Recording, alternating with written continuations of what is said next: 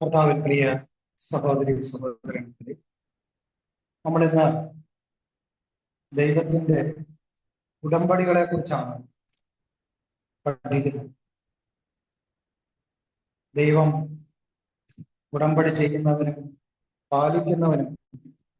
ഉടമ്പടികളെ കുറിച്ച് പറയുമ്പോൾ പ്രധാനമായും ഉടമ്പടികൾ ഇരുവിധമാണ്. ഒന്ന്, ഒരു കക്ഷിക്ക് മറ്റൊരു കക്ഷിയോട് നിരുപാധിക ബാധ്യതയുള്ള ഒരു വാഗ്ദാനം. നമ്മൾ അബ്രഹാമി ഉടമ്പടി എന്ന് പറയാറുണ്ട്.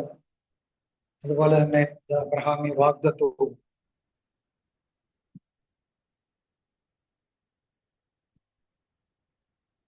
ദാവീദിന്റെ നിശ്ചല കൃപകൾ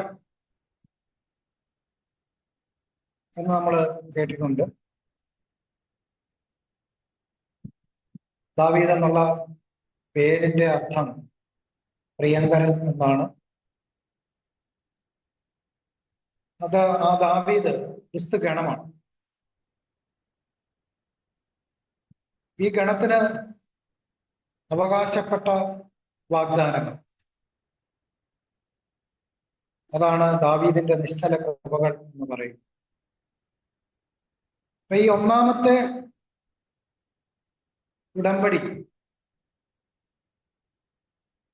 ഉടമ്പടികളിൽ ഇരുവിധം എന്ന് പറഞ്ഞു.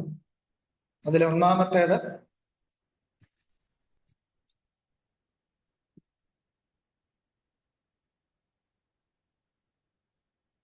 നിരുപാധിക ഉടമ്പടിയാണ്. വേണമെങ്കിൽ അതിനെ നമുക്ക് വൺ സൈഡഡ്, ഏകപക്ഷീയം, യൂണിലാറ്ററൽ എന്ന് പറയും. യൂണിലാറ്ററൽ. അബ്രഹാമി ഉടമ്പടി നിരുപാധികമാണ്. അതിന് മധ്യസ്ഥനില്ല. ഈ അബ്രഹാമി ഉടമ്പടിയെ തന്നെ സാറ ഉടമ്പടി എന്നും പറയുന്നു.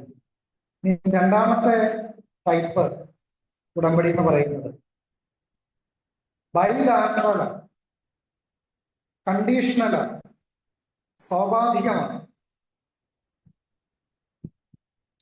ഇരു കക്ഷികൾക്കും പരസ്പരം സ്വാഭാവിക ബാധ്യതയുള്ള കരാറാണ്.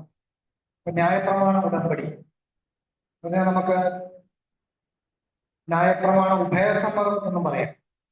രണ്ടുപേര് പരസ്പരം സ്വാഭാവികമായിട്ട് ഉപാധി വെച്ചുകൊണ്ടുള്ള ഒരു കരാറാണ്. അതാണ് ഉഭയസമ്മതം എന്ന് പറയുന്നത്. ഇതിന് മധ്യസ്ഥനുണ്ടാവും. ന്യായപ്രമാണ ഉടമ്പടിയെ സംബന്ധിച്ച് നമുക്കറിയാം, മോശയാണ് അതിന്റെ മധ്യസ്ഥൻ. അപ്പോൾ നേരത്തെ സൂചിപ്പിച്ചതുപോലെ തന്നെ ഉടമ്പടികൾ എന്നതുകൊണ്ട് എന്താണ് അർത്ഥമാക്കുന്നത്? ഉടമ്പടി എന്ന് പറയുന്നത് ദൈവത്തിന്റെ മുദ്രിത വാഗ്ദാനമോ കരാറോ ആണ്. അത് ഏത് കാലയളവിലേക്കാണോ ഉണ്ടാക്കിയിരിക്കുന്നത് അതുവരെ അത് അലംഘനീയമാണ്. നമ്മുടെ ദൈനംദിന ജീവിതത്തിൽ ഉടമ്പടികളുടെ അല്ലെങ്കിൽ കരാറുകളുടെ നിരവധി ഉദാഹരണങ്ങളുണ്ട്.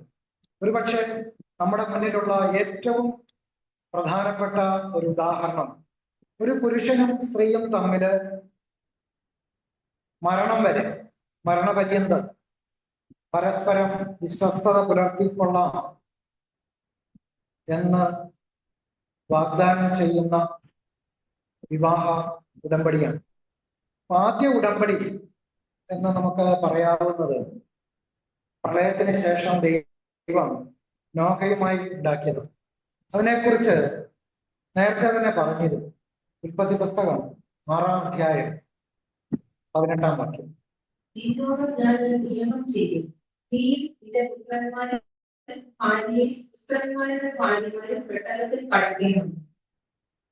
ഉൽപ്പത്തി 9:9 മുതൽ 11 വരെയുള്ള വാക്യങ്ങളില് ദൈവം നോഹയുമായി ഉണ്ടാക്കിയ ആ ഉടമ്പടിയെ കുറിച്ച് നാം വ്യക്തമായി വായിക്കുന്നു. ഉൽപ്പത്തി പുസ്തകം 9-ാം അധ്യായം 9 മുതൽ 11 വരെയുള്ള വാക്യം. ഞാൻ ഇതാ നിങ്ങളോടും നിങ്ങളുടെ സന്തതിയോടും ഭൂമിയിൽ നിങ്ങളോട് കൂടെയുള്ള പക്ഷികളും പട്ടുകാരികളും ആട്ടുമൃഗങ്ങളുമായ സകല ജീവജന്തുക്കളോടും പെട്ടകത്തിൽ നിന്ന് പുറപ്പെട്ട സകലവുമായി ഭൂമിയിലെ സകല മൃഗങ്ങളോട് ഒരു നിയമം ചെയ്യുന്നു. ഈ സകല ജലവും ജലപ്രളയത്താൽ നശിക്കില്ല. ഭൂമിയെ നശിപ്പിക്കാൻ ഈ ജലപ്രളയം ഉണ്ടാകുകയില്ല എന്ന് ഞാൻ നിങ്ങളോട് ഒരു നിയമം ചെയ്യുന്നു. അതെ, ഇനി പ്രളയം ഉണ്ടാവുകയില്ല എന്ന് വാഗ്ദാനം ചെയ്തുകൊണ്ട് ദൈവം നോഹയോട് ചെയ്ത ഉടമ്പടിയാണ്.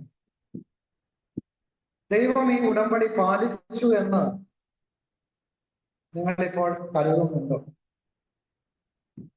എല്ലാ വർഷവും അനേകം ആളുകളുടെ ജീവൻ അപഹരിച്ചുകൊണ്ടുള്ള വെള്ളപ്പൊക്കങ്ങള് പല സ്ഥലങ്ങളിലും ഉണ്ടാകുന്നില്ലേ?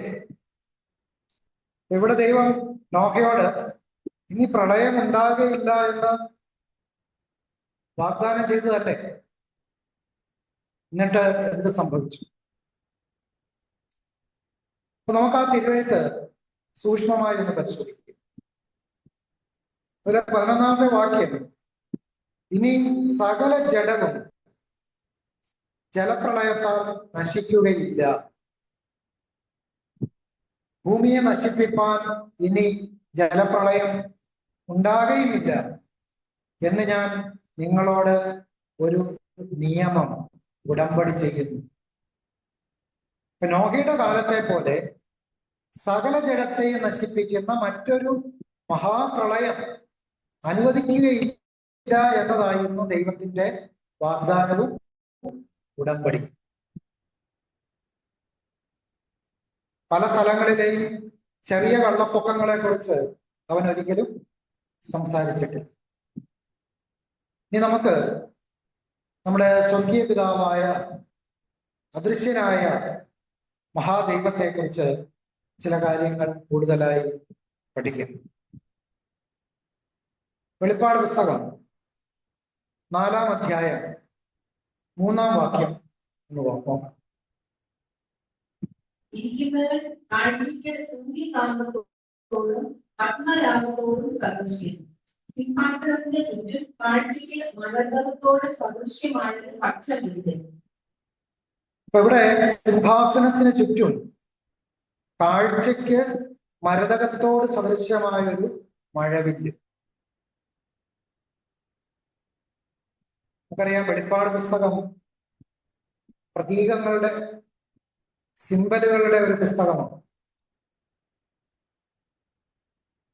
ഇവിടെ സിംഹാസനം സ്വർഗീയ പിതാവിനെ സൂചിപ്പിക്കുന്നു. കൂടാതെ ഈ അധ്യായത്തിലെ 4 ജീവികളും 24 മൂപ്പന്മാർ, അതിന്റെ പ്രതീകാത്മക അർത്ഥങ്ങള് നമ്മൾ ഇതിനകം കണ്ടു കഴിഞ്ഞതാണ്. ഇപ്പോൾ നാം നമ്മുടെ ശ്രദ്ധ സിംഹാസനത്തിന് ചുറ്റുമുള്ള മഴവില്ലിലേക്ക് തിരിക്കുകയാണ്. എന്താണ് ഇതിനർത്ഥം? അത് ദൈവത്തെക്കുറിച്ചുള്ള എന്തോ ഒന്നിനെ സൂചിപ്പിക്കുന്നു. അത് പ്രതീകാത്മകമാണ്. മഴവില്ല് എന്തിന്റെ പ്രതീകമാണ്? തിരുവെഴുത്തിൽ നമുക്ക് അതിന്റെ ഉത്തരം വായിക്കാം. ഉൽപ്പത്തി പുസ്തകം 9-ാം അധ്യായം 12-13 വാക്യം. പിന്നെയും ദൈവം അരുളി ചെയ്തത്, ഞാനും നിങ്ങളും നിങ്ങളോട് കൂടെയുള്ള സകല ജീവജന്തുക്കളും തമ്മിൽ തലമുറ തലമുറയോളം സദാകാലത്തേക്കും ചെയ്യുന്ന നിയമത്തിന്റെ അടയാളം ആകുന്നത്. ഞാൻ എന്റെ വില്ല് മേഘത്തിൽ ഒഴിക്കുന്നു. അത് ഞാനും ഭൂമിയും തമ്മിലുള്ള നിയമത്തിന് അടയാളമായിരിക്കുന്നു. അതെ, വില്ല് അഥവാ മഴവില്ല് നോഹയുമായി ദൈവം ചെയ്ത ഉടമ്പടിയുടെ അടയാളമായി. വെളിപ്പാടില് മഴവില്ല് നോഹയുമായുള്ള ഉടമ്പടിയുടെ അടയാളമല്ല. വെളിപ്പാടിലെ മഴവില്ല് നോഹയുമായുള്ള ഉടമ്പടിയുടെ അടയാളമല്ല, മറിച്ച് ഉടമ്പടിയുടെ പൊതുവായ ഒരു പ്രതീകം. നമ്മൾ പറഞ്ഞു വരുന്നത്, സിംഹാസനത്തിന് ചുറ്റും കാണുന്ന ഈ മഴവില്ല് കാണിക്കുന്നത് സ്വർഗീയ പിതാവായ സർവശക്തനായ ദൈവം ഉടമ്പടികളുടെ നിർമ്മാതാവും പാലകനുമാണ് എന്നുള്ള വസ്തുതയാണ്. അതെ, നമ്മൾ കാണാൻ പോകുന്നത് പോലെ ഉടമ്പടികൾ വളരെ പ്രധാനമാണ്. ഇത് മാത്രമല്ല, അവന്റെ ഉടമ്പടികൾ നമുക്കും വളരെ പ്രധാനമാണ്. സകല മനുഷ്യവർഗത്തിനുമുള്ള അനുഗ്രഹങ്ങളുടെ അടിസ്ഥാനവും ഉറപ്പും അവയാണ്. ഇനി കാഴ്ചയ്ക്ക് മരതകത്തോട് സദൃശമായ എന്നതിന്റെ അർത്ഥം എന്താ? മരതകം എന്ന് പറയാൻ നമുക്കറിയാം, പച്ച നിറമുള്ള ഒരു കല്ലാണ്. മരതക പച്ച എന്ന് നമ്മൾ പറയാറുണ്ട്.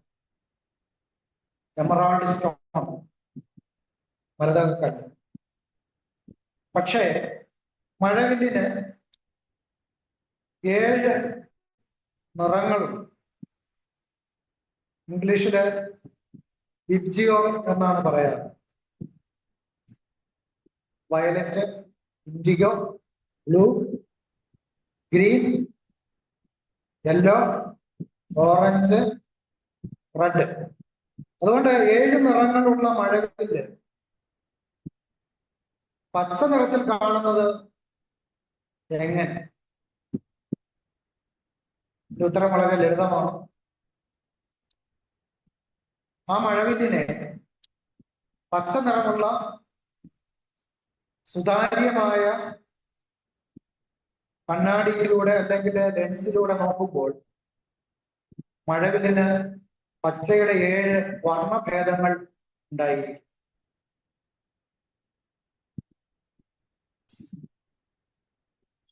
പച്ചയുടെ 7 ഷെയ്ഡ് നമുക്ക് കാണാൻ കഴിയും. അതെ, ഈ ചിന്ത, ഈ ആശയം വെളിപ്പാടുകാരന്റെ മനസ്സിൽ ഉണ്ടായിരുന്നിട്ടും എന്ന് ഉറപ്പാണ്. എന്നാൽ നാം ഓർക്കേണ്ട ഒരു കാര്യം, ഇതെല്ലാം പ്രതീകങ്ങളാണ്, പ്രതീകാത്മകമാണ് എന്നാണ്. അതുകൊണ്ട് എന്താണ് അർത്ഥമാക്കുന്നത്? നമുക്കറിയാം, ജീവന്റെ നിറം പച്ചയാണ്. നമ്മുടെ ചുറ്റുമുള്ള പ്രകൃതിയിലേക്ക് ഒന്ന് കണ്ണോടി. ജീവനുള്ള മരങ്ങളും ചെടികളും എല്ലാം പച്ചയാണ്.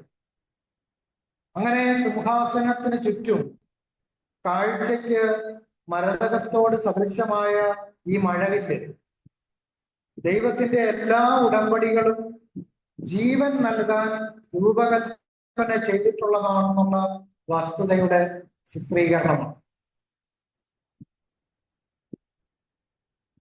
ബൈബിളിൽ രേഖപ്പെടുത്തിയിരിക്കുന്ന ദൈവത്തിന്റെ അനേക ഉടമ്പടികളിൽ 3 പ്രധാന ഉടമ്പടികളെ കുറിച്ച് ഇന്ന് നമ്മൾ പഠിക്കും.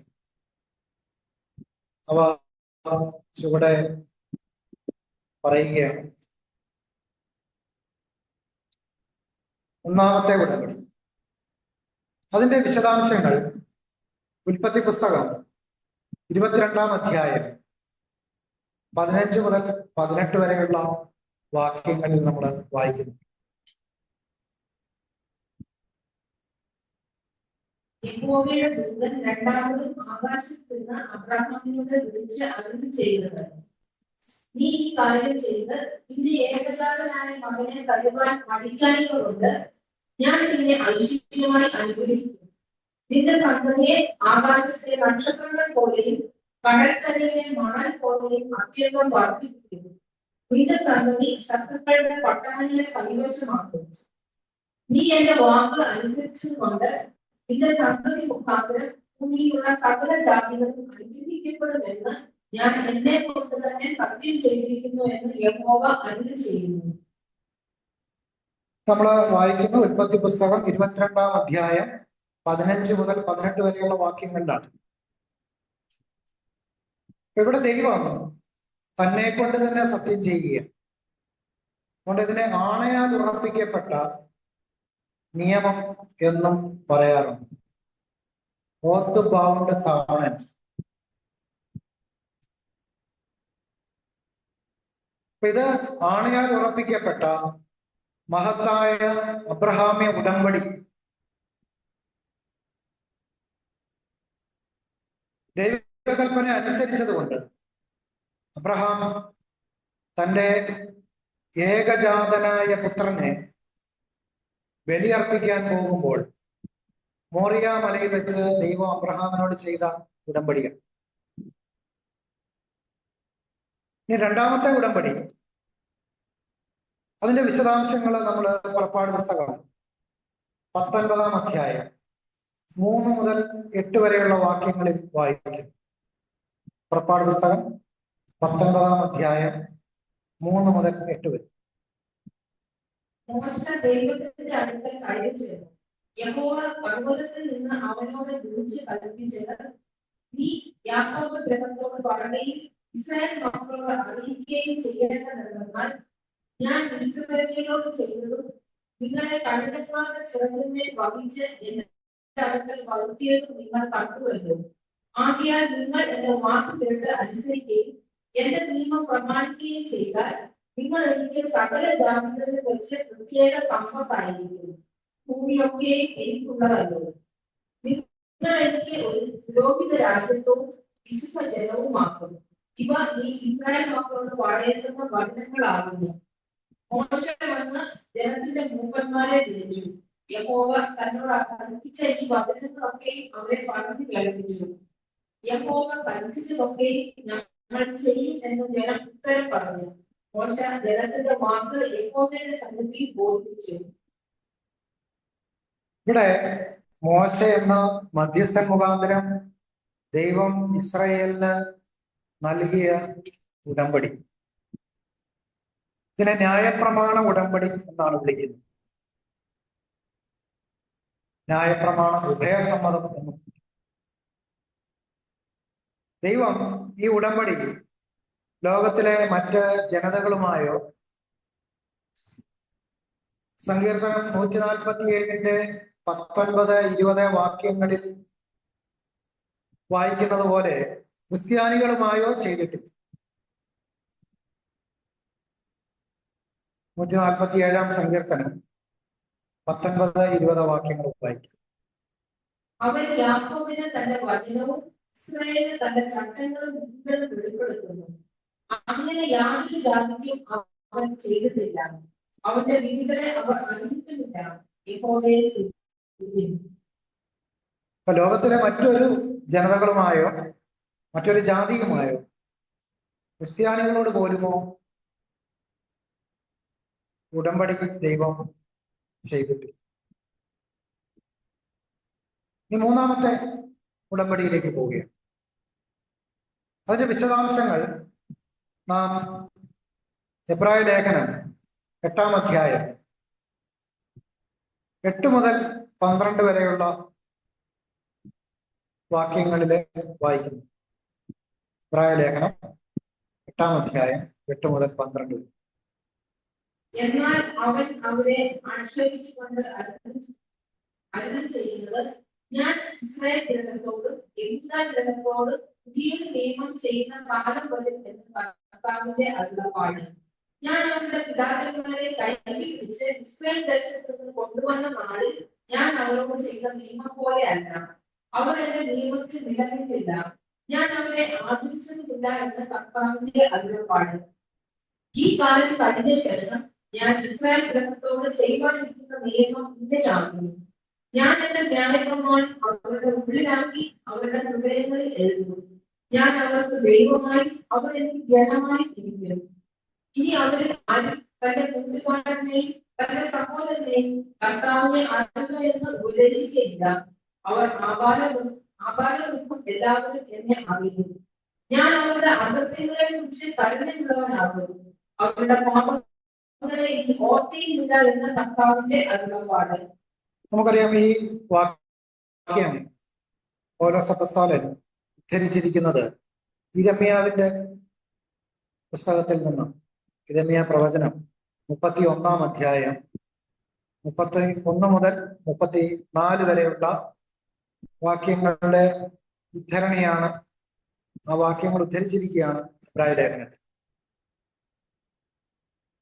വായിക്കണമെന്നില്ല.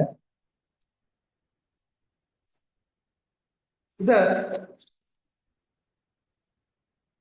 ദൈവം മരിച്ചുകൊണ്ടിരിക്കുന്ന പഴയ നിയമ ഉടമ്പടിയുടെ സ്ഥാനത്ത് ജഡപ്രകാരമുള്ള സ്വാഭാവിക ഇസ്രായേലിനോട് ചെയ്യുന്നതാണ്. ഇതിനെ പുതിയ നിയമ ഉടമ്പടി എന്ന് വിളിക്കുന്നു. ഈ പുതിയ ഉടമ്പടിയുടെ മധ്യസ്ഥൻ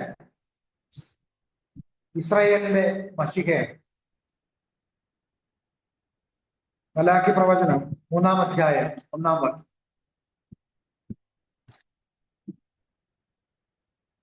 മലാക്കി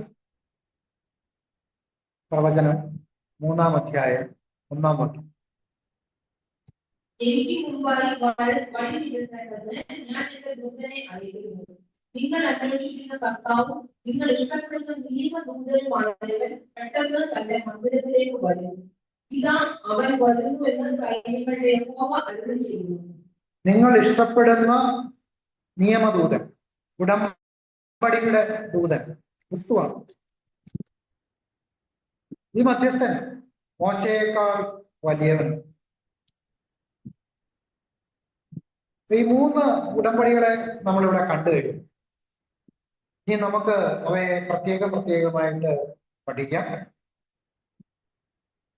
ഇവയില് ആദ്യത്തെ 2 ഉടമ്പടികൾ ഇപ്പോഴത്തെ 2-ാം ലോകത്തോട് ബന്ധപ്പെട്ടിരിക്കുന്നു. ചാർട്ടില് നമ്മൾ കാണുന്ന 2-ാം ലോകത്തോട് ബന്ധപ്പെട്ട ഉടമ്പടികളാണ് ആദ്യത്തെ 2 എന്നാൽ 3-ാമത്തേത് ആഗാമിയായ വരാനിരിക്കുന്ന ഭാവിയിലെ 3-ാം ലോകത്തോട് ബന്ധപ്പെട്ടിരിക്കുന്നു.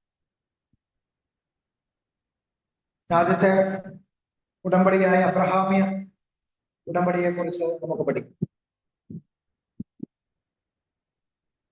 ഉൽപ്പത്തി 22:17. ഞാൻ നിന്നെ ഐശ്വര്യമായി അനുഗ്രഹിക്കും. നിന്റെ സന്തതിയെ ആകാശത്തിലെ നക്ഷത്രങ്ങൾ പോലെയും കടൽക്കരയിലെ മണൽ പോലെയും അത്യന്തം വർദ്ധിപ്പിക്കും. നിന്റെ സന്തതി ശത്രുക്കളുടെ പട്ടണങ്ങളെ കൈവശമാക്കുന്നു. സകല ജാതികളെയും അനുഗ്രഹിക്കാനുള്ള അബ്രഹാമ്യ സന്തതിയിലെ 2 വിഭാഗങ്ങളെ കുറിച്ച് പറയുന്ന മധ്യസ്ഥനില്ലാത്തതും ആണയാൽ ഉറപ്പിക്കപ്പെട്ടതുമായ ഉടമ്പടിയാണ്.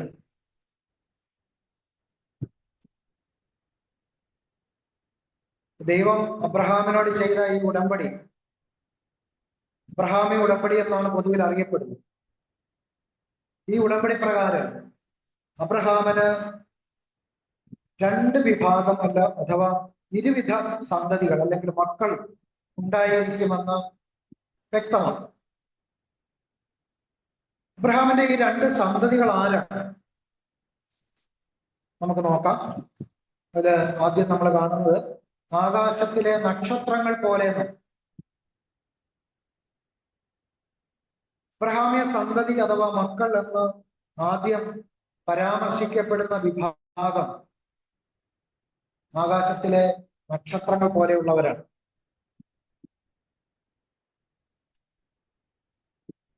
അവരെ ആകാശത്തിലെ നക്ഷത്രങ്ങളോട് പ്രതീകപ്പെടുത്തുകയാണ്.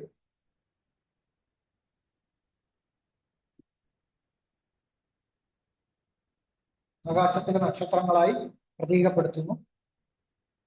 ഇവർ ആരായിരിക്കും? അതിന്റെ ഉത്തരം ഗലാത്യ ലേഖനം 3-ാം അധ്യായം 7-ാം വാക്യവും 29-ാം വാക്യവും. അതുകൊണ്ട് വിശ്വാസികൾ അത്രേ അബ്രഹാമിന്റെ മക്കൾ എന്ന് അറിയുന്നു. ക്രിസ്തുവിനുള്ളവരെയോ നിങ്ങൾ അബ്രഹാമിന്റെ സന്തതി വാഗ്ദത്ത പ്രകാരം അവകാശികളും ആകുന്നു. അപ്പൊ ഈ രണ്ട് തിരുവെഴുത്തുകളും നമ്മെ പഠിപ്പിക്കുന്നത് വിശ്വാസമുള്ളവരും ക്രിസ്തുവിനുള്ളവരും അബ്രഹാമിന്റെ മക്കളാണെന്നാണ്. ഇവർ യേശുക്രിസ്തുവിന്റെ സഭയാണ്. ഇവർ അബ്രഹാമിന്റെ സ്വാഭാവിക മക്കളല്ല, മറിച്ച് ആത്മീയ മക്കളാണ്.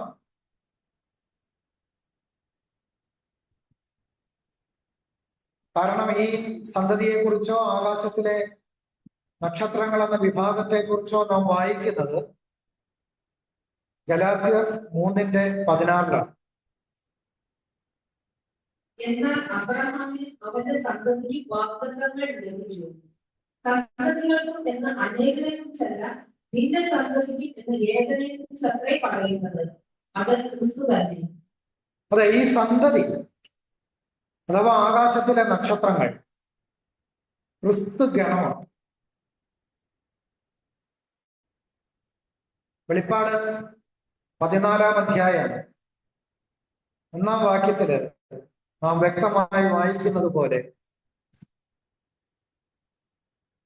യേശു 1,44,000 പേർ അടങ്ങുന്ന ശിരസ്സും ശരീരവുമാണ്. 144,000 പേർ അടങ്ങുന്ന ശിരസ്സും ശരീരവുമാണ്. ഈ 144,000 പേർ ക്രിസ്തുവിന്റെ ശരീരമാണ്.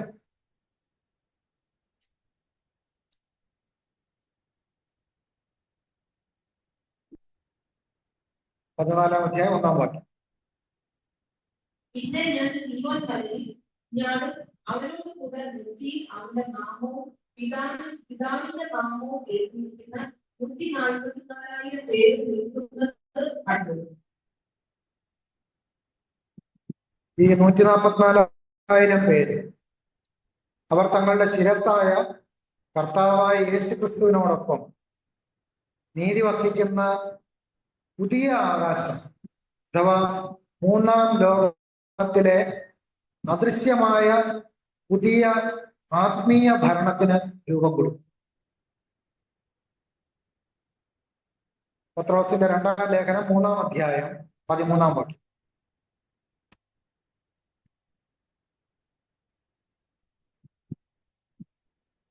രണ്ട് പത്രോസ് 3-ാം അധ്യായം 13-ാം വാക്യം. എന്നാൽ നാം അവന്റെ വാഗ്ദത്ത പ്രകാരം നീതി വസിക്കുന്ന പുതിയ ആകാശത്തിനും പുതിയ ഭൂമിക്കുമായിട്ട് കാത്തിരിക്കുന്നു. പ്രകാരം 144,000 പേരാകുന്ന സഭ കണ്ടെത്തപ്പെടുകയും പരീക്ഷിക്കപ്പെടുകയും എല്ലാവരും മഹത്വീകരിക്കപ്പെടുകയും ചെയ്യുമ്പോൾ മാത്രം അബ്രഹാമ്യ ഉടമ്പടിയുടെ ഈ ഭാഗം നിവർത്തിയാകും. ഈ അബ്രഹാമ്യ സന്തതിയിലെ രണ്ടാമത്തെ ഗണത്തെ കുറിച്ച് എന്ത് പറയുന്നു എന്ന് നോക്കാം. അവരെ കുറിച്ച് എങ്ങനെയാണ് പറയുന്നത്? കടൽക്കരയിലെ മണൽ എന്നാണ്. ഇത് അബ്രഹാമിന്റെ ഭൗമിക സന്തതി അഥവാ സ്വാഭാവിക മക്കളെ പ്രതിനിധാനം ചെയ്യും. അവര് ഇസ്രായേൽ ജാതിയാണ്. ഈ അബ്രഹാമ്യ ഉടമ്പടി പ്രകാരം ഭൗമിക സന്തതിയായി തീരുന്ന ഇസ്രായേൽ ജാതി ഭൂമിയിലെ എല്ലാ ജനതകളെയും അനുഗ്രഹിക്കാൻ ഭാവിയിൽ ഉപയോഗിക്കപ്പെടും. ഇത് എപ്പോഴായിരിക്കും? റോമർ 11-ാം അധ്യായം 26 മുതൽ 29 വരെയുള്ള വാക്യങ്ങളിൽ നാം അതിന്റെ ഉത്തരം വായിക്കുന്നു. റോമർ 11-ാം അധ്യായം 26 മുതൽ 29 വരെ. ഇങ്ങനെ ഇസ്രായേൽ മുഴുവൻ രക്ഷിക്കപ്പെടുന്നു. വിടുവിക്കുന്നവൻ സീയോനിൽ നിന്ന് വരുന്നു. അവൻ യാക്കോബിൽ നിന്ന് അഭക്തിയെ മാറ്റുന്നു. ഞാൻ അവരുടെ പാപങ്ങളെ നീക്കുമ്പോൾ ഇത് ഞാൻ അവരോട് ചെയ്യുന്ന നിയമം എന്ന് എഴുതിയിരിക്കുന്നുവല്ലോ. സുവിശേഷം സംബന്ധിച്ച് അവർ നിങ്ങൾ നിമിത്തം ശത്രുക്കൾ, തിരഞ്ഞെടുപ്പ് സംബന്ധിച്ചോ പിതാക്കന്മാർ നിമിത്തം പ്രിയന്മാർ. ദൈവം തന്റെ കൃപാവരങ്ങളിൽ വിളിയെ കുറിച്ച് അനുഗ്രഹിക്കുന്നില്ലല്ലോ.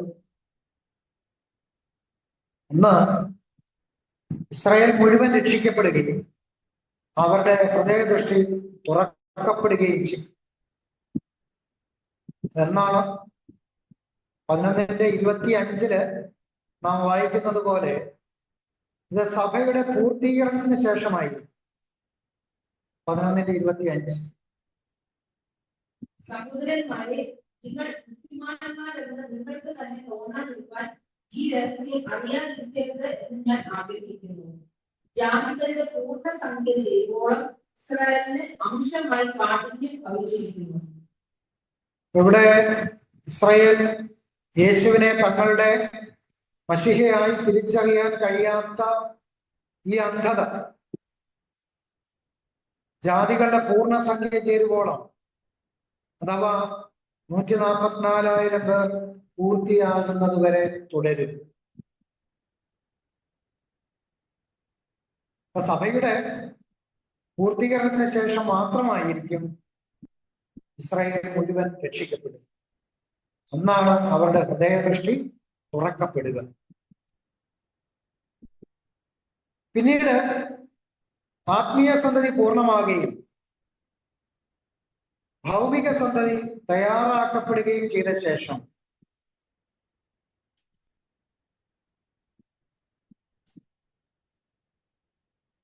ഇസ്രായേലിൽ ദൈവരാജ്യം പ്രത്യക്ഷമായി സ്ഥാപിക്കപ്പെടുകയും ചെയ്യുന്നതോടെ ഭൂമിയിലെ സകല ജാതികളിലേക്കും അനുഗ്രഹങ്ങൾ ഒഴുകാൻ തുടങ്ങും. ആത്മീയ സന്തതി പൂർണ്ണമാകുകയും ഭൗമിക സന്തതി തയ്യാറാക്കപ്പെടുകയും ചെയ്ത ശേഷം ഇസ്രായേലിൽ ദൈവരാജ്യം പ്രത്യക്ഷമായി സ്ഥാപിക്കപ്പെടുകയും ഭൂമിയിലെ സകല ജാതികളിലേക്കും അനുഗ്രഹങ്ങൾ ഒഴുകാൻ തുടങ്ങുകയും ചെയ്യും. യെശയ്യാവ് 2-ാം അധ്യായം 2-3 വാക്യം.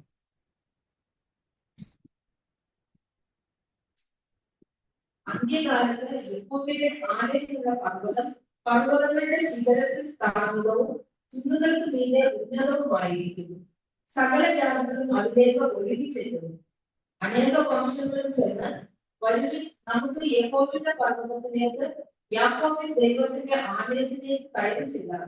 അവൻ നമുക്ക് തന്റെ വഴികളെ ഉപദേശിച്ചു തരികയും നാം അവന്റെ പാതകളിൽ നടക്കുകയും ചെയ്യും എന്ന് പറയുന്നു. സിയോനിൽ നിന്ന് ഉപദേശവും യെരൂശലേമിൽ നിന്ന് യഹോവയുടെ വചനവും പുറപ്പെടുന്നു. തീർച്ചയായും ഇസ്രായേലിനെ നയിക്കുന്നത് ഇബ്രായ ലേഖനം 11-ാം അധ്യായത്തിൽ വിവരിച്ചിരിക്കുന്ന പുരാതന വീരന്മാരായി. യെശയ്യാവ് 1:26 നാം വായിക്കുന്നത് പോലെ അവരുടെ തലപ്പത്ത് അവരായിരിക്കും. യെശയ്യാവ് 1:26. ഞാൻ നിന്റെ ന്യായാധിപന്മാരെ ആദിയിങ്കൽ എന്ന പോലെയും നിന്റെ ആലോചനക്കാരെ ആരംഭത്തിങ്കൽ എന്ന പോലെയും ആക്കുന്നു. അതിനുശേഷം ഈ നീതിപുരം എന്നും വിശ്വസ്ത നഗരം എന്നും വിളിക്കപ്പെടും. യെരൂശലേമിനെ കുറിച്ചാണ് പറയുന്നത്. അതെ, ഈ പുരാതന വീരന്മാർ ഇസ്രായേലിനെ ഭരിച്ച് വഴി നടത്തുക മാത്രമല്ല, സങ്കീർത്തനം 45:16 നാം അവരെ കുറിച്ച് വായിക്കുന്നത് പോലെ സർവഭൂമിയിലും അവർ ഭരണാധികാരികളായി വിരാജിക്കും. സങ്കീർത്തനങ്ങള് 45:16. നിന്റെ പുത്രന്മാർ നിന്റെ പിതാക്കന്മാർക്ക് പകരം ഇരിക്കുന്നു. സർവഭൂമിയിലും നീ അവരെ പ്രഭുക്കന്മാരാക്കും. നിന്റെ മക്കൾ നിന്റെ പിതാക്കന്മാർക്ക് പകരമിരിക്കും. സർവഭൂമിയിലും നീ അവരെ പ്രഭുക്കന്മാരായി ആക്കും. അടുത്ത ഉടമ്പടിയായ ന്യായപ്രമാണ ഉടമ്പടിയെ കുറിച്ച് പഠിക്കുന്നതിന് മുമ്പ് ഗലാത്യ ലേഖനം 4-ാം അധ്യായം 22 മുതൽ 28 വരെയുള്ള വാക്യങ്ങളിൽ വിവരിച്ചിരിക്കുന്ന ഒരു കാര്യം നമുക്ക് നോക്കാം.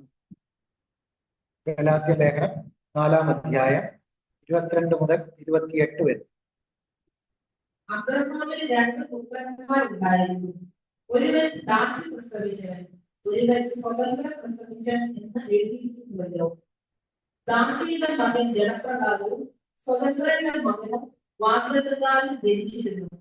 അത് സാദൃശ്യമാകുന്നു. ഈ സ്ത്രീകൾ 2 നിയമങ്ങളത്രേ. ഒന്ന് സീനായി മലയിൽ നിന്ന് ഉണ്ടായി അടിമകളെ പ്രസവിക്കുന്നു. അത് ഹാഗാർ. ഹാഗാർ എന്നത് അറബി ദേശത്ത് സീനായി മലയെ കുറിക്കുന്നു. അത് ഇപ്പോഴത്തെ യെരൂശലേമിനോട് ഒക്കുന്നു. അത് തന്റെ മക്കളോട് കൂടെ അടിമയിലല്ലോ ഇരിക്കുന്നത്. മീതയുള്ള യെരൂശലേമോ സ്വതന്ത്രയാകുന്നു. അവൾ തന്നെ നമ്മുടെ പ്രസവിക്കാത്ത മനുഷ്യയെ ആനന്ദിക്കുക, മോഹം കിട്ടാത്തവരെ പൊട്ടി ആടുക. ഏകാകിനിയുടെ മക്കൾ ഭർത്താവുള്ളവരുടെ മക്കളെക്കാൾ അധികം എന്ന് എഴുതിയിരിക്കുന്നുവല്ലോ. നാമോ സഹോദരന്മാരെ ഇസഹാക്കിയെ പോലെ വാഗ്ദത്തത്താൽ ജനിച്ച മക്കളാകുന്നു. ഇവിടെ പൗലോസ് അപ്പോസ്തലൻ 2 ഉടമ്പടികൾ അബ്രഹാമിന്റെ 2 ഭാര്യമാർക്കും അവരുടെ മക്കൾക്കും പ്രതിരൂപാത്മകമായും പ്രതിബിംബാത്മകമായും അന്യാപദേശ രൂപേണ അവതരിപ്പിക്കുക. ആദ്യ ഭാര്യ സാറ അബ്രഹാമിയ ഉടമ്പടിയെ പ്രതിനിധാനം ചെയ്യുന്നു. അവളുടെ പുത്രൻ ഇസഹാക്ക് ആ ഉടമ്പടിയുടെ ഫലമാണ്. രണ്ടാമത്തെ ഭാര്യ ഹാഗാർ നമ്മൾ ചർച്ച ചെയ്യുന്ന അടുത്ത ഉടമ്പടിയായ ന്യായപ്രമാണ ഉടമ്പടിയെ പ്രതിനിധാനം ചെയ്യുന്നു. അവളുടെ പുത്രൻ ഇസ്മയേൽ ആ ഉടമ്പടിയുടെ ഫലമാണ്.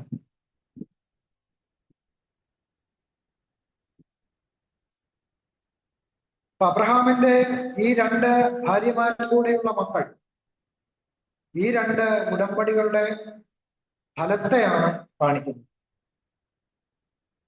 ഒരു ചാർട്ട് നമ്മൾ തയ്യാറാക്കി കഴിഞ്ഞാൽ ഈ ചാർട്ട് നമുക്കറിയാം. അബ്രഹാമിന്റെ 2 ഭാര്യമാര്, സാറ ആദ്യ ഭാര്യ, ഹാഗാർ രണ്ടാമത്തെ ഭാര്യ, ഇസഹാക്ക്, ഇസ്മയേൽ. സാറ ഇസഹാക്ക് ഉണ്ടാകുന്ന വാഗ്ദത്ത സന്തതിയാണ്. ഹാഗാറിൽ ഇസ്മയേൽ ഉണ്ടാകുന്നു. ദാസിയുടെ മകൻ എന്നുള്ള നിലയിൽ ഹാഗാർ നമുക്കറിയാം അബ്രഹാമിന്റെ ഭാര്യ എന്ന് നമ്മൾ പറയുമ്പോഴും ദാസിയായി കുലപത്നി എന്നുള്ള നിലയിലാണ് നമ്മൾ സാറായെ കാണുന്നത്. വാഗ്ദത്ത സന്തതിയായ ഇസഹാക്ക് ആത്മീയ ഇസ്രായേലിനെയാണ് കാണിക്കുന്നത്. ഇസ്മയേല് ദാസിയുടെ മകനാണ്. സ്വാഭാവിക ഇസ്രായേലിന്റെ ചിത്രമാണ്. ഈ വാക്യങ്ങൾ നമുക്ക് ഗലാത്യ ലേഖനം 6-ാം അധ്യായം 16-ാം വാക്യത്തിലും 4:2 നോക്കാം. ഈ പ്രമാണം അനുസരിച്ച് നടക്കുന്ന ഏവർക്കും ദൈവത്തിന്റെ ഇസ്രായേലിന് സമാധാനവും കരുണയും ഉണ്ടാകട്ടെ. ഗലാത്യർ 4:23.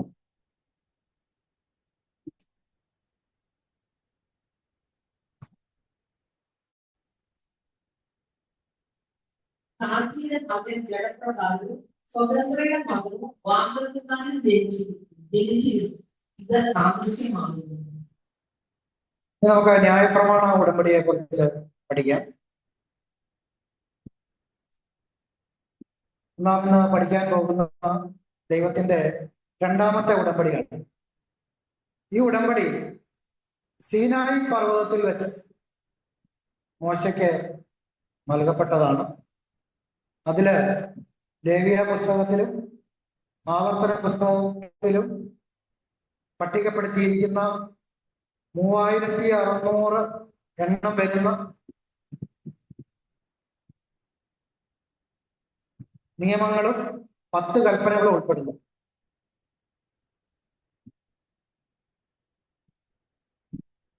ന്യായപ്രമാണ ഉടമ്പടിയിൽ 3600 നിയമങ്ങളുണ്ട്. അതുപോലെ 10 കൽപ്പനകൾ ഉൾപ്പെടുന്നതാണ്. ഈ ഉടമ്പടിയുടെ മധ്യസ്ഥൻ മോശയായി. ഗലാത്യർ 3:17 ദൈവം ഈ ഉടമ്പടി നൽകിയത് എപ്പോഴെന്ന് നാം വായിക്കുന്നുണ്ട്.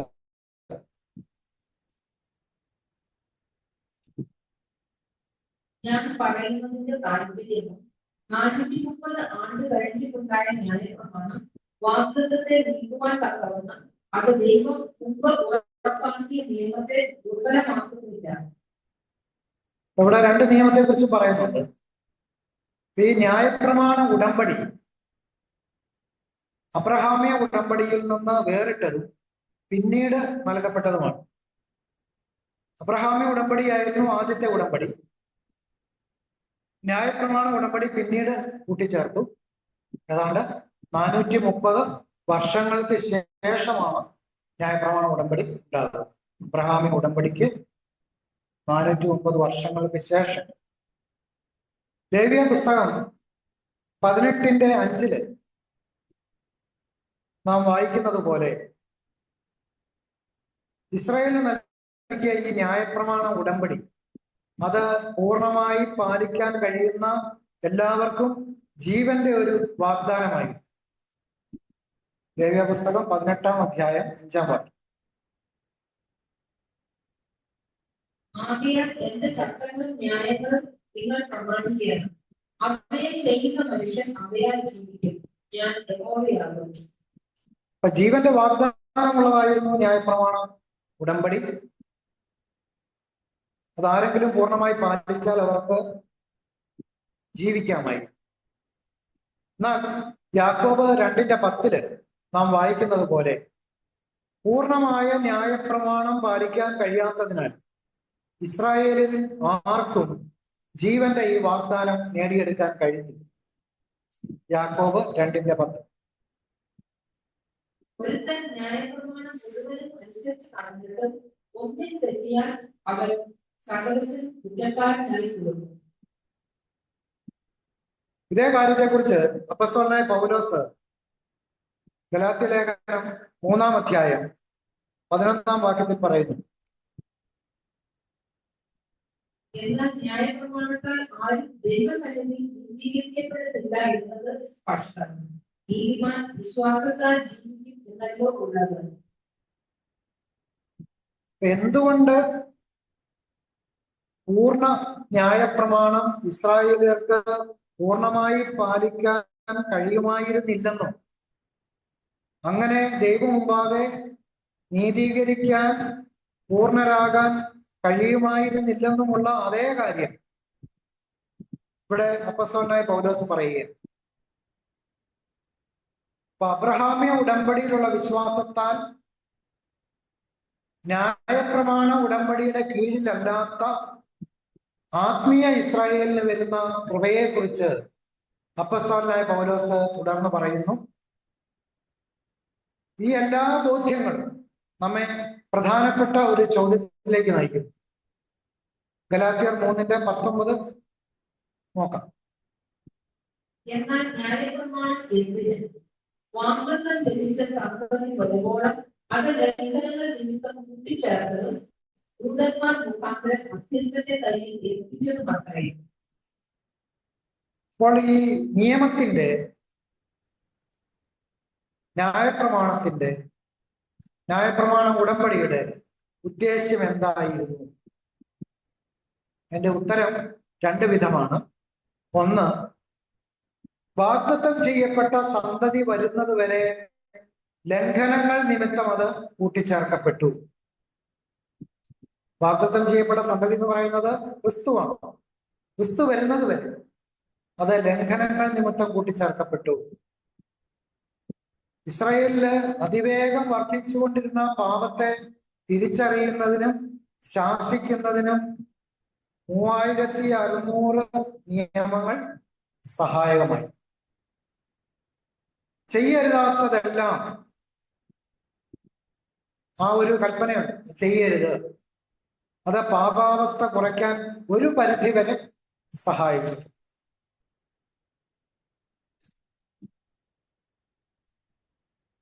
ഇനി രണ്ടാമത്തെ കാര്യം, ഇബ്രായ ലേഖനം 10-ാം അധ്യായം 1-ാം വാക്യത്തില് നാം വായിക്കുന്നത് പോലെ ആത്മീയ ഇസ്രായേലിന് ന്യായപ്രമാണം പ്രതിരൂപങ്ങൾ പ്രദാനം ചെയ്യുന്നു.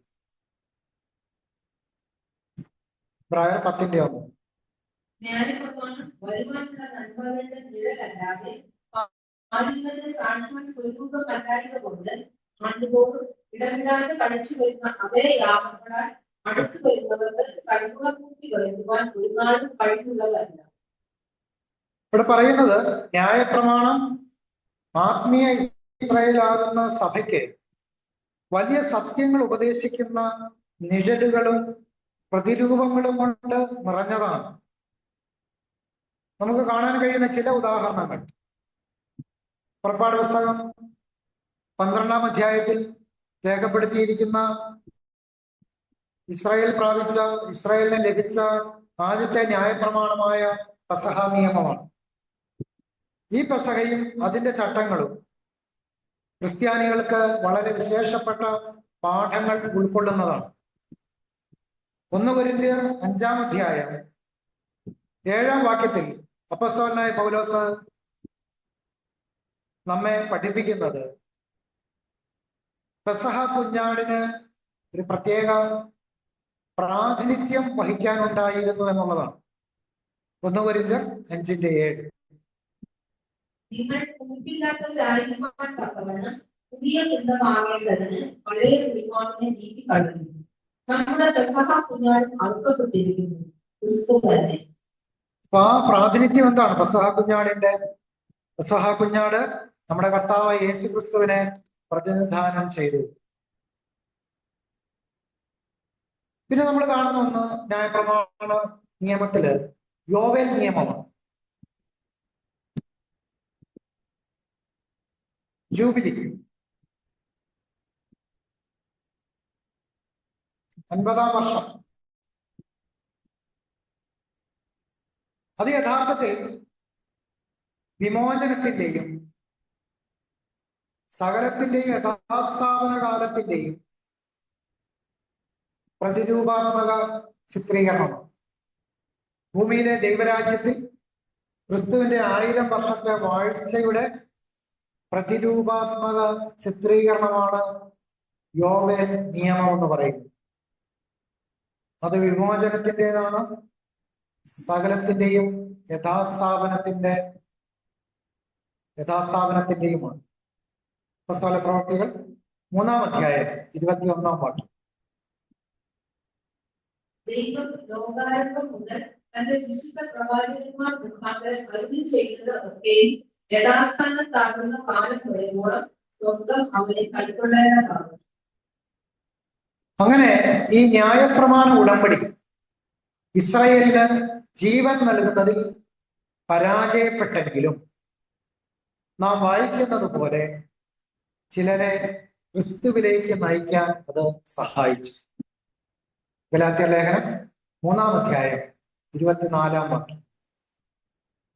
അങ്ങനെ നാം വിശ്വാസത്താൽ നീതീകരിക്കപ്പെടേണ്ടതിന് ന്യായപ്രമാണം ക്രിസ്തുവിന്റെ അടുത്തേക്ക് നടത്തുവാൻ നമുക്ക് ശിശുപാലകനായി ഭവിച്ചു. അപ്പൊ ക്രിസ്തുവിലേക്ക് നമ്മെ നയിക്കുന്ന ഒരു ശിശുപാലകനായിരുന്നു ന്യായപ്രമാണം. ചില യഹൂദന്മാർക്ക് ഒരു രക്ഷകന്റെ ആവശ്യം മനസ്സിലാക്കാൻ ന്യായപ്രമാണം സഹായിച്ചിട്ടുണ്ട്. അങ്ങനെ ക്രിസ്തുവിലേക്ക് തിരിഞ്ഞ് അവനെ കണ്ടെത്തി എന്നുള്ളതാണ് അതിൻ്റെ ഒരു നേട്ടം. എന്നാൽ ക്രിസ്തുവിലേക്ക് വരാത്ത യഹൂദന്മാർക്ക്, ഇസ്രായേൽ ജാതിയിലെ മറ്റുള്ളവർക്ക് എന്ത് സംഭവിക്കും? യെശയ്യാവ് 45-ാം അധ്യായം 17-ാം വാക്യം വായിക്കാം. ഇസ്രായേൽ യഹോവയാൽ നിത്യരക്ഷയായി രക്ഷിക്കപ്പെടും. നിങ്ങൾ ഒരു നാളും ലജ്ജിക്കുകയില്ല, അമ്പരന്ന് പോവുകയില്ല. അപ്പൊ അവിടെ വലിയൊരു ഉറപ്പ് നൽകപ്പെടുകയാണ്. വളരെ അനുഗ്രഹീതമായ ഒരു ഉറപ്പ് നൽകുകയാണ്. പക്ഷെ അത് എങ്ങനെയായിരിക്കും? അതിന്റെ ഉത്തരം മനസ്സിലാക്കാൻ നാം ദൈവത്തിന്റെ 3-ാമത്തെ ഉടമ്പടിയെ കുറിച്ചുള്ള പഠനത്തിലേക്ക് നമുക്ക് പോകാം. 3-ാമത്തെ ഉടമ്പടി അത് പുതിയ ഉടമ്പടിയാണ്, ന്യൂ കവണന്റ്. ഈ പുതിയ ഉടമ്പടി ഒരു മർമ്മവും പലർക്കും അധികം അറിയപ്പെടാത്തതും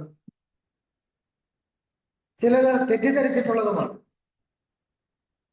അതായത് സഭ ഇപ്പോൾ പുതിയ ഉടമ്പടിയുടെ കീഴിലാണ് എന്ന് അനേകം ക്രിസ്ത്യാനികളും തെറ്റിദ്ധരിച്ചിരിക്കുന്നു.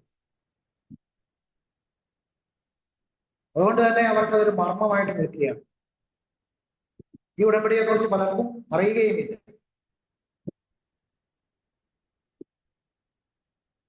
അപ്പൊ ഇത് സഭയുടെ അല്ലെങ്കിൽ ഇപ്പോഴത്തെ ക്രിസ്ത്യാനികള് ഈ ഉടമ്പടിയുടെ കീഴിലാണ് എന്നുള്ള ആ ധാരണ ശരിയല്ല എന്ന് നമ്മളെ മനസ്സിലാക്കിക്കുന്നത് ഒരു പ്രവചനമാണ്. യിരെമ്യാവ് 31:31 മുതൽ 34 വരെ എന്ന് വായിക്കും. ഞാൻ ഇസ്രായേൽ ഗൃഹത്തോടും യഹൂദ ഗൃഹത്തോടും പുതിയൊരു നിയമം ചെയ്യുന്ന കാലം വരും എന്ന യഹോവയുടെ അരുളപ്പാട്. ഞാൻ അവരുടെ പിതാക്കന്മാരെ കൈക്ക് പിടിച്ച് ഇസ്രായേൽ ദേശത്തു നിന്ന് കൊണ്ടുവന്ന നാളിൽ ഞാൻ അവരോട് ചെയ്ത നിയമം പോലെയല്ല. ഞാൻ അവർക്ക് പക്കാവായിരുന്നതും അവർ എന്ന നിയമം ലംഘിച്ചു പറഞ്ഞു എന്ന് യഹോവയുടെ അരുളപ്പാട്. എന്നാൽ ഈ കാലം കഴിഞ്ഞ ശേഷം ഞാൻ ഇസ്രായേൽ ഗൃഹത്തോട് ചെയ്യുവാനിരിക്കുന്ന നിയമം ഇങ്ങനെയാകുന്നു. ഞാൻ എന്റെ ന്യായപ്രമാണം അവരുടെ ഉള്ളിലാക്കി അവരുടെ ഹൃദയങ്ങളിൽ എഴുതുന്നു. ഞാൻ അവർക്ക് ദൈവമായി അവർ എനിക്ക് ജനമായി എന്ന യഹോവയുടെ അരുളപ്പാട്. ഇനി അവരിൽ ആരും തന്റെ കൂട്ടുകാരനെയും തന്റെ സഹോദരനെയും യഹോവയെ അറിയുക എന്ന് ഉപദേശിക്കുകയില്ല. അവർ ആപാദവൃത്തം എല്ലാവരും അറിയും. ഞാൻ അവരുടെ അകൃത്യം മോചിക്കും. അവരുടെ പാപം ഇനി ഓർക്കുകയില്ല എന്ന് യഹോവയുടെ അരുളപ്പാട്. ഇതാ ഈ പുതിയ ഉടമ്പടി ഇസ്രായേൽ ജനതയുമായും അതിലെ 12 ഗോത്രങ്ങളുമായാണ് ഉണ്ടാക്കേണ്ടത് എന്ന് വളരെ വ്യക്തമാണ്. യെശയ്യാവ് 41:8 എന്റെ സ്നേഹിതനായ അബ്രഹാമിന്റെ സന്തതി എന്ന് താൻ വിളിക്കുന്ന അബ്രഹാമിന് താൻ നൽകിയ വാഗ്ദാനങ്ങൾ ദൈവം ഒരിക്കലും മറക്കില്ല. വീണ്ടും യാക്കോബ് 2:23 നാം ഇത് തന്നെയാണ് വായിക്കുന്നത്. ആ 2 വാക്യങ്ങളൊന്ന് നോക്കാം. യെശയ്യാവ് 41:8. നീയോ എന്റെ ദാസനായ ഇസ്രായേലേ, ഞാൻ തിരഞ്ഞെടുത്ത യാക്കോബേ, എന്റെ സ്നേഹിതനായ അബ്രഹാമിന്റെ സന്തതിയെ. യാക്കോബ് 2:23.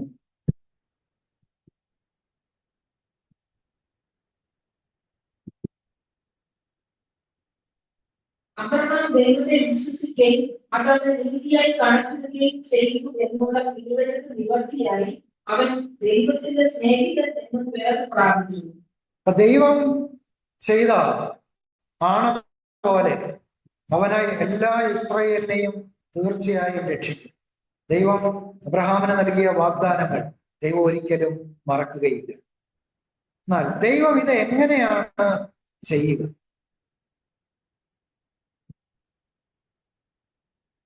അവരുമായി ഒരു പുതിയ ഉടമ്പടി സ്ഥാപിച്ചുകൊണ്ട് അവരുടെ പാപങ്ങളുടെ മോചനവും ദൈവവുമായുള്ള നിരപ്പും അനുരഞ്ജനവും അവർക്ക് ലഭിക്കും. ഇതെല്ലാം 3-ാം ലോകത്ത്, 3-ാമത്തെ വ്യവസ്ഥാകാലത്ത് ദൈവത്തിന്റെ രാജ്യത്തിലായിരിക്കും. അന്ന് ഭൂമിയിലെ വിവിധ ജനതകൾ ഇസ്രായേലിലേക്ക് അന്വേഷിച്ചു വരാൻ തുടങ്ങും.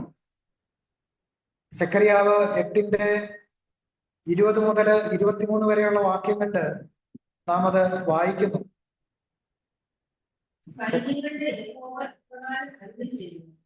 ഈ ജാതികളും അനേക പട്ടണങ്ങളിലെ നിവാസികളും വരുവാൻ ഇടയാക്കുന്നു. ഒരു പട്ടണത്തിലെ നിവാസികൾ മറ്റൊന്നിലേക്ക് ചെന്ന് വരും നമുക്ക് യഹോവയെ പ്രസാദിപ്പിക്കേണ്ടതിന് സൈന്യങ്ങളുടെ യഹോവയെ അന്വേഷിക്കേണ്ടതിന് പോകാം, ഞാനും പോരുന്നു എന്ന് പറയുന്നു. അങ്ങനെ അനേക ജാതികളും ബഹുവംശങ്ങളും യെരൂശലേമിൽ സൈനികരുടെ യഹോവയെ അന്വേഷിക്കാനും യഹോവയെ പ്രസാദിപ്പിക്കാനും വരുന്നു. സൈനികരുടെ യഹോവ ഇപ്രകാരം അരുളി ചെയ്യുന്നു. ആ കാലത്ത് ജാതികളുടെ സകല ഭാഷകളിൽ നിന്നും 10 പേർ ഒരു യഹൂദന്റെ വസ്ത്രാംഗം പിടിച്ച് ദൈവം നിങ്ങളോട് കൂടെ ഉണ്ടെന്ന് ഞങ്ങൾ കേട്ടിരിക്കാൻ ഞങ്ങൾ നിങ്ങളോട് കൂടെ പോരുന്നു എന്ന് പറയും.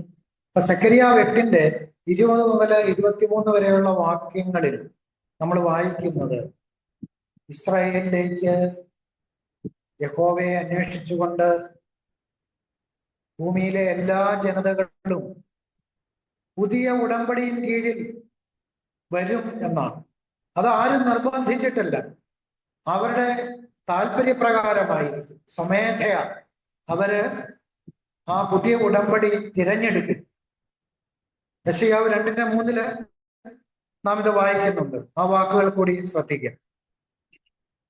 അനേകം വംശങ്ങളും ചെന്ന് വരുവിൻ, നമുക്ക് യഹോവയുടെ പർവ്വതത്തിലേക്ക് യാക്കോബിൻ ദൈവത്തിന്റെ ആലയത്തിലേക്ക് കടന്നു ചെല്ലാം. അവൻ നമുക്ക് തന്റെ വഴികളെ ഉപദേശിച്ചു തരികയും നാം അവന്റെ പാതകളിൽ നടക്കുകയും ചെയ്യും എന്ന് പറയും. സീയോനിൽ നിന്ന് ഉപദേശവും യെരൂശലേമിൽ നിന്ന് യഹോവയുടെ വചനവും പുറപ്പെടും. അപ്പൊ അവന്റെ വഴികൾ എന്തൊക്കെയാണ്? ഈ വാക്യത്തിൽ പറയുന്ന അവന്റെ വഴികൾ ഭൂമിയിലെ സകല ജാതികളും ക്രമേണ അനുസരിക്കാൻ തുടങ്ങി. സാക്ഷാൽ ഇസ്രായേലിലും അബ്രഹാമിന്റെ മക്കളുമായി തീരുന്നതിനും കടൽ തീരത്തെ മണൽ വിഭാഗമായി തീരുന്നതിനുമുള്ള പുതിയ ഉടമ്പടിയുടെ നിബന്ധനകളും വ്യവസ്ഥകളുമാണ്. അപ്പൊ പുതിയ നിയമ ഉടമ്പടിയുടെ നിബന്ധനകളും വ്യവസ്ഥകളുമാണ് അവന്റെ വഴികൾ എന്ന് പറയുന്നത്. അതെന്തിനു വേണ്ടിയാണ്? അബ്രഹാമിന്റെ മക്കളായി തീരുന്നത്, കടൽ തീരത്തെ മണലായി മാറുന്നതിനുള്ള നിബന്ധനകളും വ്യവസ്ഥകളുമാണ്. ആ വഴികളാണ് അന്ന് ഉപദേശിക്കപ്പെടുക. മലാക്കി 3:1 നാം വായിക്കുന്നത് ന്യായപ്രമാണ ഉടമ്പടിക്ക് എന്ന പോലെ പുതിയ ഉടമ്പടിക്കും ഒരു മധ്യസ്ഥനുണ്ട് എന്നാണ്. മലാക്കി 3:1 ഒന്നുകൂടെ വായിക്കും. എനിക്ക് മുമ്പായി വഴി നിരത്തേണ്ടതിന് ഞാൻ എന്റെ ദൂതനെ അയക്കുന്നു. നിങ്ങൾ അന്വേഷിക്കുന്ന കർത്താവും നിങ്ങൾ ഇഷ്ടപ്പെടുന്ന നിയമദൂതനുമായവൻ പെട്ടെന്ന് തന്റെ മന്ദിരത്തിലേക്ക് വരും. ഇതാ അവൻ വരുന്നു എന്ന് സൈന്യങ്ങളുടെ യഹോവ അരുളി ചെയ്യുന്നു. അതെ, യേശു തന്റെ ശരീരമാം സഭയ്ക്കൊപ്പം മധ്യസ്ഥനായിരിക്കും. യൂദ 14 വാക്യം. ആദാം മുതൽ ഏഴാമനായ ഹാനോക്കും ഇവരെ കുറിച്ച് ഇതാ കർത്താവ് എല്ലാവരെയും വിധിപ്പാനും അവർ അഭക്തിയോടെ ചെയ്ത ഭക്തിവിരുദ്ധമായ സകല പ്രവൃത്തികളും നിമിത്തം ഭക്തികെട്ട പാപികൾ തന്റെ നേരെ പറഞ്ഞ സകല നിഷ്ഠൂരങ്ങളും നിമിത്തവും ഭക്തികെട്ടവരെ ഒക്കെയും ബോധം വരുത്തുവാനും 1000 വിശുദ്ധന്മാരോട് കൂടെ വന്നിരിക്കുന്നു എന്ന് പ്രവചിച്ചു. ഈ പുതിയ ഉടമ്പടി ജനങ്ങൾക്ക് എന്ത് ഉറപ്പ് നൽകുന്നു? പ്രായലേഖനം 10-ാം അധ്യായം 16-17 വാക്യങ്ങൾ വായിച്ചു. അതിന്റെ ഉത്തരം നമുക്ക് അവിടെ ലഭിച്ചേക്കും. ഈ കാലം കഴിഞ്ഞ ശേഷം ഞാൻ അവരോട് ചെയ്യുവാനിരിക്കുന്ന നിയമം ഇങ്ങനെയാകുന്നു.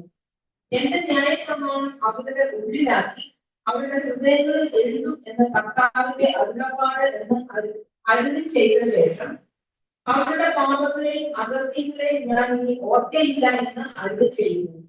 ഇവിടെ അവർ എന്ന് പരാമർശിച്ചിരിക്കുന്ന ആരെ കുറിച്ചാണ്?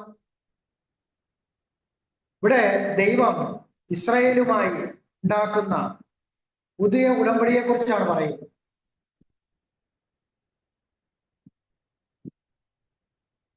ഇസ്രായേലാണ് അവർ എന്ന ആ ഒരു പരാമർശത്തിൽ വരുന്നത്. ഇവിടെ പറയുന്നു ആ ദിവസങ്ങൾക്ക് ശേഷം എന്ന് പറയുന്നത്. അതുകൊണ്ട് എന്താണ് ഉദ്ദേശിക്കുന്നത്?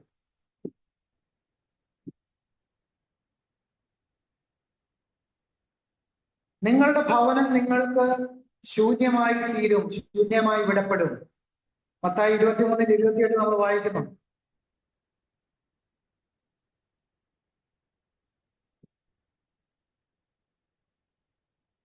മത്തായി 23-ാം അധ്യായം 28-ാം വാക്യം 30.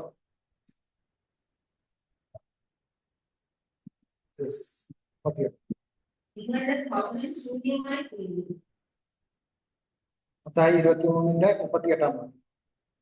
അങ്ങനെ യേശു പറഞ്ഞതിന് ശേഷം ഇസ്രായേൽ ദൈവപ്രീതിയിൽ നിന്ന് പുറത്താക്കപ്പെടുന്ന സുവിശേഷിക കാലഘട്ടമാണ് ആ ദിവസങ്ങൾ എന്ന് പറയുന്നത്.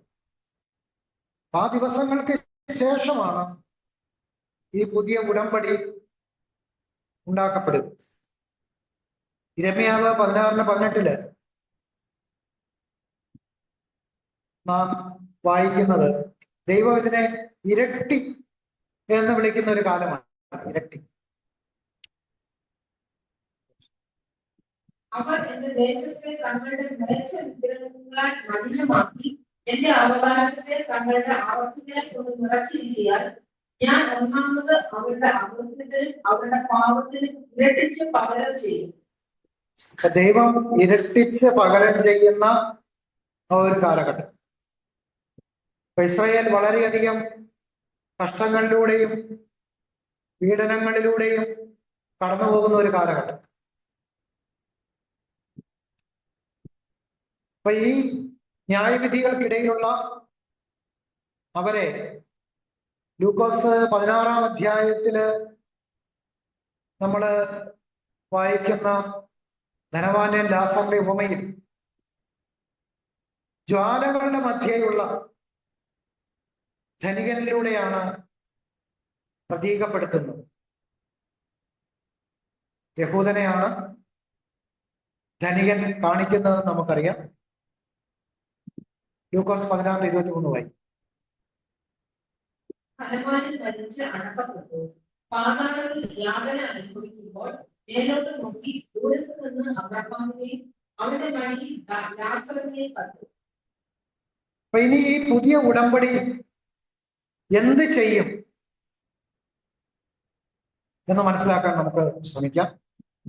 നാം വായിക്കുന്ന പ്രകാരം എന്റെ ന്യായപ്രമാണം അവരുടെ ഉള്ളിലാക്കി അവരുടെ ഹൃദയങ്ങളിൽ എഴുതും. എബ്രായലേഖനം 10-ാം അധ്യായം 16-ാം വാക്യമാണ് നമ്മൾ നേരത്തെ വായിച്ചിട്ടുണ്ട്. ഇവിടെ ഉള്ളിൽ എന്നതിന്റെ എബ്രായ പദം, ഉള്ളിൽ എന്ന് പരിഭാഷപ്പെടുത്തിയിരിക്കുന്ന എബ്രായ പദം ഖെരബ് എന്നാണ്. അതിന്റെ അർത്ഥം സെന്റർ പാർട്ട്, മധ്യഭാഗം, അല്ലെങ്കിൽ അതിന്റെ കേന്ദ്രഭാഗം എന്നാണ്. അപ്പൊ അത് ഹൃദയമാകാൻ വഴിയില്ല. മറിച്ച് ആ വാക്യത്തിന്റെ അവസാന ഭാഗത്ത് മറ്റൊരു എബ്രായ പദം ലേബ് എന്ന് പറയുന്ന ഒരു പദമാണ്. ലേബ്, അതിൽ നിന്നാണ് ആ ഹൃദയം എന്നുള്ള വാക്ക് വരുന്നത്. അങ്ങനെ ഈ വാക്യം പഴയ നിയമത്തിലെ ഇരമ്യാവ് 31-33 ഉദ്ധരണി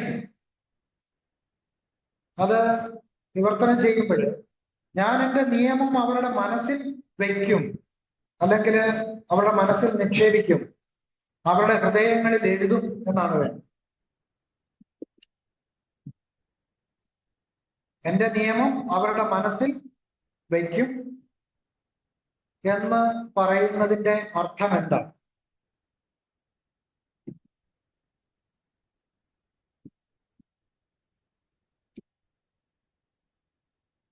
ഇത് എല്ലാവർക്കും ദൈവത്തിന്റെ വചനത്തിൽ രേഖപ്പെടുത്തിയിരിക്കുന്നത് പോലെ തെളിവായ ഒരു ബൗദ്ധിക ധാരണ, ബുദ്ധിശക്തി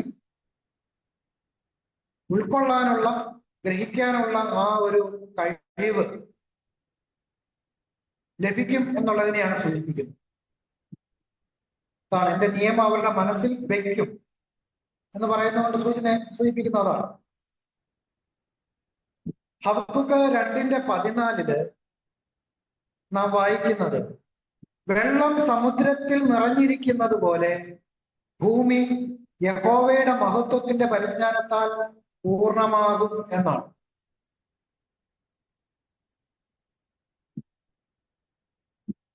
ആ സമയത്ത് സകല ജഡത്തിന്മേലും തന്റെ ആത്മാവിനെ പകരുന്നതിനാൽ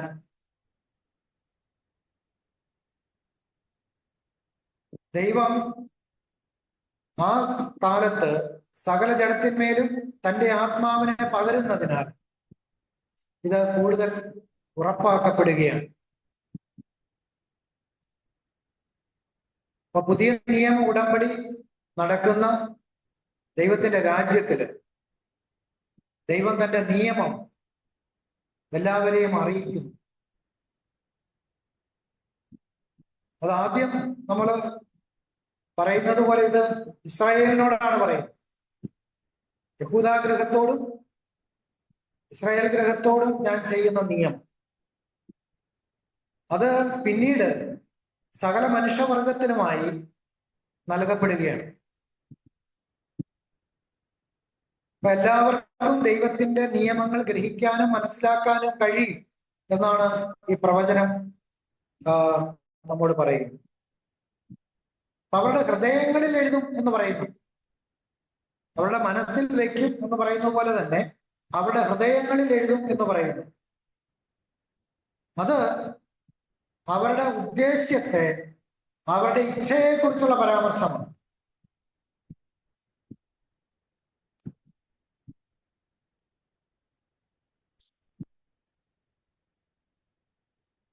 അപ്പൊ ദൈവം തിന്മ അനുവദിച്ചത്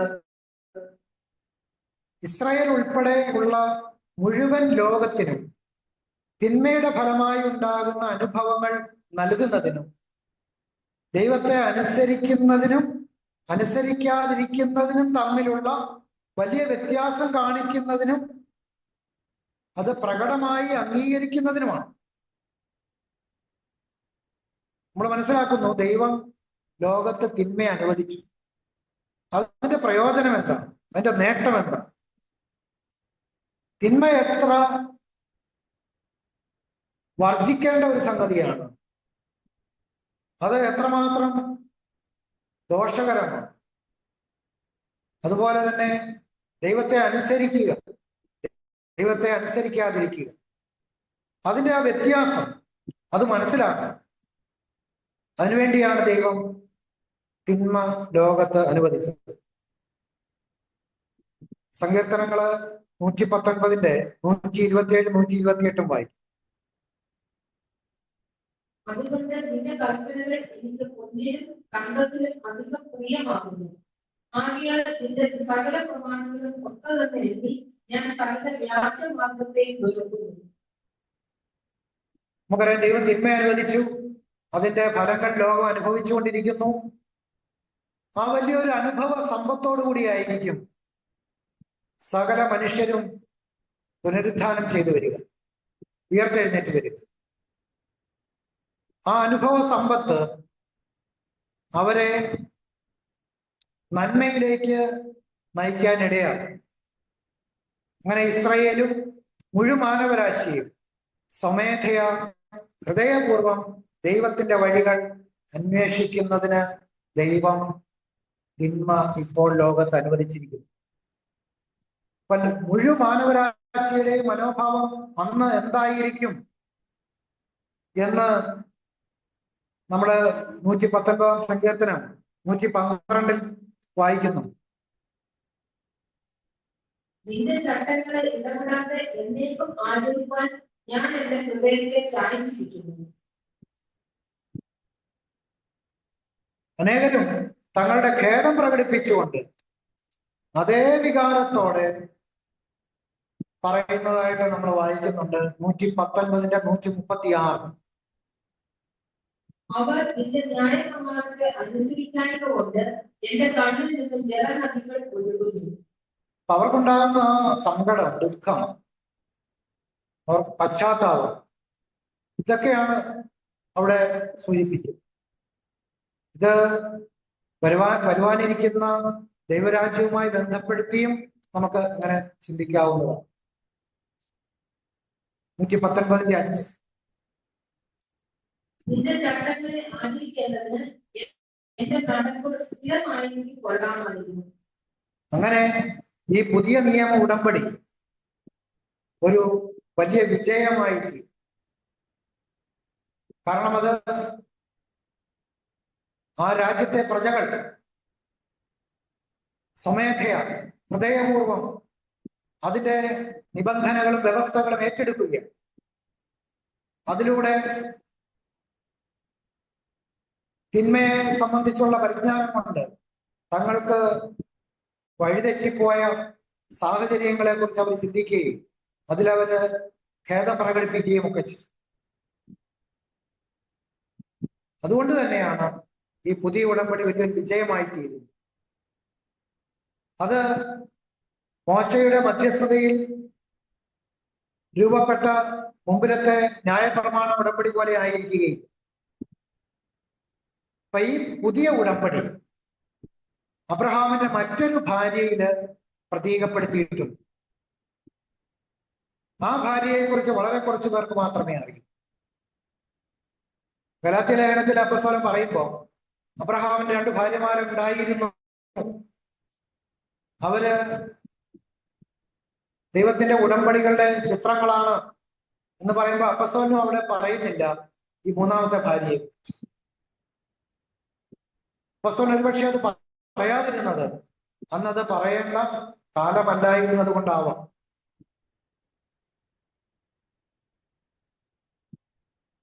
അപ്പൊ സാറായിക്ക് ശേഷം അബ്രഹാമിന് മറ്റൊരു ഭാര്യ ഉണ്ടായിരുന്നു.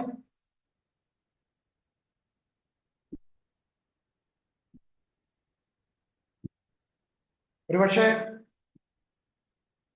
സാറ ജീവിച്ചിരുന്നപ്പോ തന്നെ മറ്റൊരു ഭാര്യ ഉണ്ടായിരുന്നിരിക്കണം. ഉൽപ്പത്തി 25:1 നമ്മൾ അതിന്റെ ഉത്തരം വായിക്കുന്നുണ്ട്.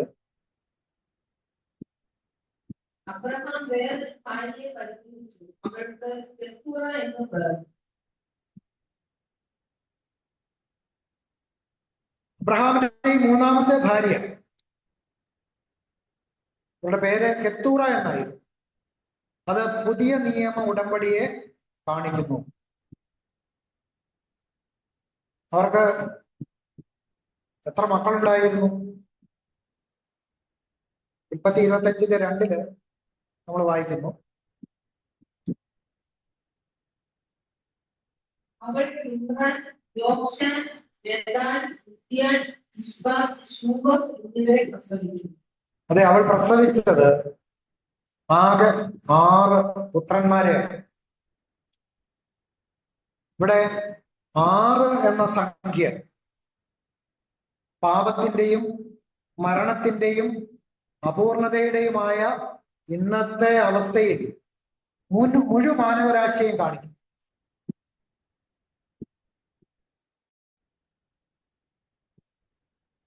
കെത്തൂറായുടെ സന്തതികൾ 6 മക്കള്, അത് മുഴു മാനവരാശിയുടെയും ചിത്രമാണ്.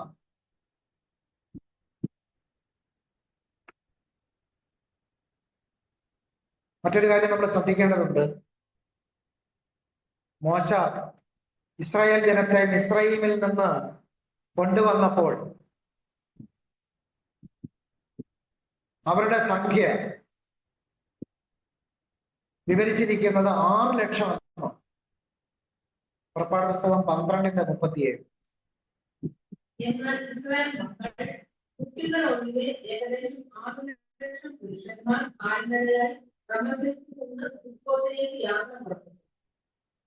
6 എന്ന സംഖ്യ മനുഷ്യവർഗം വസിക്കുന്ന ലോകത്തിലെ 6 ഭൂഖണ്ഡങ്ങളെയും പ്രതിനിധാനം ചെയ്യുന്നു.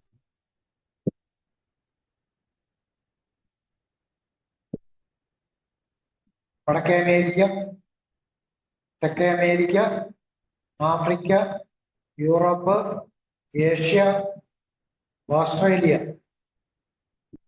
ന്യൂസിലാൻഡ് ഉൾപ്പെടെയുള്ള മറ്റ് ദ്വീപുകളും എല്ലാം അതിനകത്ത് വരുന്നു. അങ്ങനെ ദൈവത്തിന്റെ മഹത്തായ ഉടമ്പടി, പുതിയ നിയമ ഉടമ്പടി, അത് നേരത്തെ അബ്രഹാമി ഉടമ്പടിയിലെ ആകാശത്തിലെ നക്ഷത്രങ്ങൾ എന്ന് പറയുന്ന വിഭാഗം ഒഴികെയുള്ള സകല മാനവരാശിയും ഉൾക്കൊള്ളുന്നു. ക്രിസ്തുവിന് മുമ്പ് ജീവിച്ചിരുന്ന, ക്രിസ്തുവിനെ അറിയാതിരുന്ന ഇന്നും ലോകത്തിന്റെ യാതൊരു വെളിച്ചവും കിട്ടാത്ത ആളുകൾ പോലും ഭാവിയിൽ ക്രിസ്തു മുഖാന്തരമുള്ള രക്ഷയിലേക്ക് വരുന്നതിന്റെ മഹത്തായ ഒരു ചിത്രമാണ് ഈ ഉടമ്പടി നമ്മുടെ മുമ്പിൽ അവതരിപ്പിക്കുന്നത്. ഇങ്ങനെ പ്രധാനപ്പെട്ട ഈ 3 ഉടമ്പടികൾ, അതിലെ അത്ഭുതകരമായ പാഠങ്ങൾ പഠിക്കാനും മനസ്സിലാക്കാനും അതിന്റെ ഒരു ഭാഗമായി തീരാൻ നമുക്ക് സാധിച്ചിരിക്കും. അത് നമ്മുടെ ഒരു അനുഗ്രഹീത പദവിയാണ് എന്ന് മനസ്സിലാക്കിക്കൊണ്ട് തന്നെ അതിന് യോഗ്യമാവണ്ണം നമ്മുടെ ജീവിതത്തെ മുന്നോട്ട് കൊണ്ടുപോകാൻ ദൈവത്തോട് വിശ്വസ്തരായിരുന്നുകൊണ്ട് നമുക്ക് വാഗ്ദത്തം ചെയ്തിരിക്കുന്ന അമൂല്യമായ വിലയേറിയ ആ പ്രത്യാശയെ മുറുകെ പിടിച്ചുകൊണ്ട് ആ വാഗ്ദത്തങ്ങളെ പ്രാപിക്കുവാൻ നമുക്ക് സാധിക്കട്ടെ എന്ന് പ്രാർത്ഥിക്കുന്നു. ഇതിനിടയാക്കി തീർക്കാം ദൈവത്തിന് നന്ദി പറയുന്നു. ദൈവം നമ്മളെ എല്ലാവരെയും അനുഗ്രഹിക്കട്ടെ.